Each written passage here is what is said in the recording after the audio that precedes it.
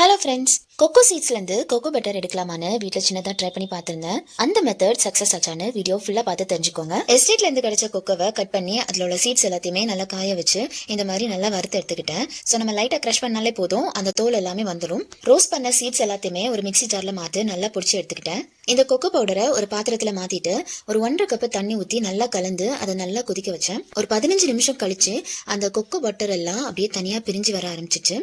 So இது வந்து நல்லா அடி பிடிக்குது. ஸோ நல்லா கிளறி விட்டுட்டே இருக்கணும். நான் பண்ண இந்த மெத்தட் வந்து சக்ஸஸ் ஆயிடுச்சு. எனக்கு கொஞ்சமாக கொக்கோ பட்டர் கிடச்சிச்சு. ஒரு சின்ன கிளாஸ் பாட்டிலில் எனக்கு பாதி அளவுக்கு இந்த கொக்கோ பட்டர் கிடச்சிச்சு. இந்த கொக்கோ பட்டரை நான் லிப் பாம் பண்ணுறதுக்காக யூஸ் பண்ணிக்கிட்டேன். கொக்கோ பட்டர்லாம் எடுத்துட்டு இந்த பேஸ்ட் வந்து ஒரு தட்டில் நல்லா ஸ்ப்ரெட் பண்ணிவிட்டு வெயிலில் காய வச்சு அதை கொக்கோ பவுடராக நான் மாற்றி அதை யூஸ் பண்ணிக்கிட்டேன்.